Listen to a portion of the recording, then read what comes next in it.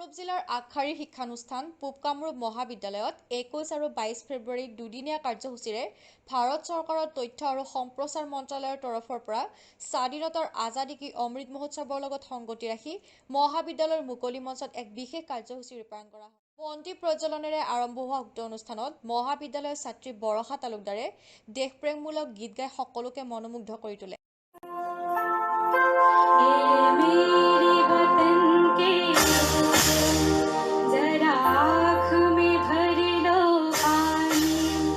जो शहीद हुए हैं उनकी जरा याद करो कुर्बानी, तुम भूल न जाओ उनको, इसलिए सुनो ये कहानी। जो शहीद हुए हैं उनकी जरा याद करो कुर्बानी।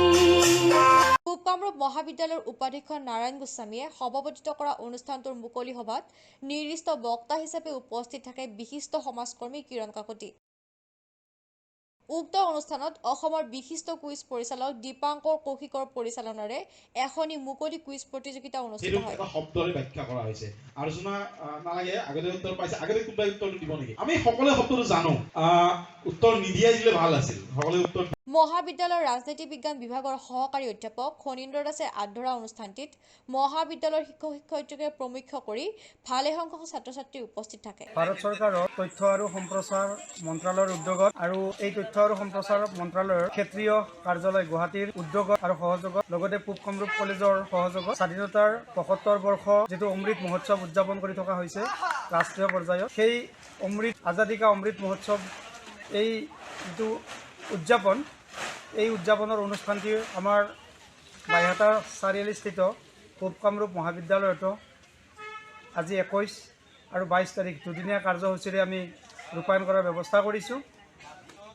এই কাৰ্যসূচীত আজি বন্তি প্ৰজ্বলনৰ জৰিয়তে ইয়াক আনুষ্ঠানিকভাৱে শুভাৰম্ভ কৰা হয় আৰু অনুষ্ঠানত বিশিষ্ট অতিথি হিচাপত ভাষণ ছাত্ৰ ছাত্ৰী তথা ইয়াৰ এই অঞ্চলৰ ৰাইজৰ মাজত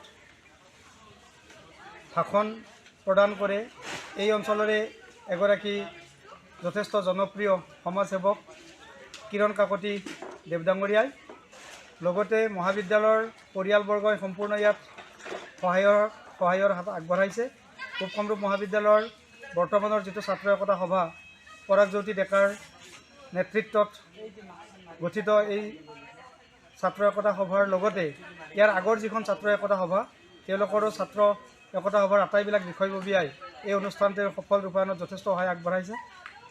বতৰ প্ৰতিকূল হোৱাৰ বাবে অকণমান ছাত্ৰ ছাত্ৰীৰ সংখ্যা আজি কম আছিলে। ইয়াত বিভিন্ন কাৰ্যসূচী ৰূপায়ণ কৰা হৈছে। আটাইতকৈ ভাল কাৰ্যসূচী আছিলে কুইজ প্ৰতিযোগিতা, মুকলি কুইজ।